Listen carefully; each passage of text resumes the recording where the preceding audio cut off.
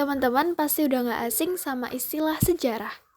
Biasanya sejarah itu dikaitkan dengan benda-benda tua, misalnya bangunan tua, foto-foto tua, dan lain sebagainya. Tapi sebenarnya sejarah itu apa sih? Nah, di video kali ini kita akan membahas tentang pengertian sejarah dan contoh peristiwa sejarah. Sejarah menurut Kunto Wijoyo.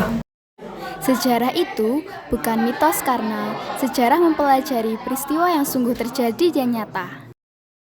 Sejarah menurut Herodotus. Sejarah bergerak dengan berputar seperti lingkaran yang menceritakan perputaran peristiwa atau kejadian seorang tokoh, masyarakat, atau peradaban. Sejarah menurut J.V. Bryce. Menurut J.V. Bryce, sejarah adalah catatan dari apa yang telah dipikirkan, dikatakan, dan diperbuat oleh manusia. Sejarah menurut W.H. Walsh. Menurut W.H. Walsh, sejarah itu menitik beratkan pada pencatatan yang berarti dan penting saja bagi manusia.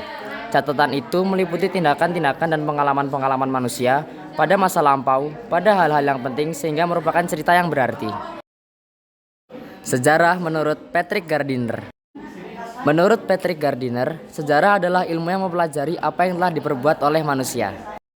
Menurut kelompok kami, sejarah adalah kejadian yang pernah terjadi di masa lampau yang bersifat faktual, nyata, logis, yang memiliki makna dan memberikan pelajaran hidup. Ketika pasukan Britania mendarat pada akhir Oktober 1945, Surabaya digambarkan sebagai benteng bersatu yang kuat.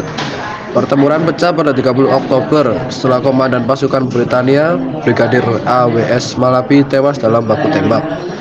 Kematian Jenderal Malabi ini memicu kemarahan pihak Inggris kepada Indonesia. Pengganti Jenderal Malabi, Mayor Jenderal Eric Carden Robert Mansart, mengeluarkan ultimatum 10 November 1945. Berikut isi ultimatum tersebut. 1. Pihak Indonesia diminta untuk menyerahkan persenjataan dan menghentikan perlawanan pada tentara Afnei dan administrasi Nica. Apabila Indonesia tidak menaati ultimatum tersebut, ada ancaman gempuran ke kota Surabaya dari darat, laut, dan udara. Semua pimpinan bangsa Indonesia dan para pemuda di Surabaya harus datang selambat-lambatnya tanggal 10 November 1945 pukul 6 pagi pada tempat yang telah ditentukan. Ultimatum itu tidak ditaati oleh rakyat Surabaya. Akibatnya terjadilah pertempuran Surabaya tanggal 10 November 1945 selama kurang lebih 3 minggu lamanya. Britania melakukan serangan balasan punitif pada 10 November dengan bantuan pesawat tempur. Pasukan kolonial merebut sebagian besar kota dalam 3 hari. Pasukan Republik yang minim senjata melawan selama 3 minggu. Dan ribuan orang meninggal dunia ketika penduduk kota mengungsi ke pedesaan.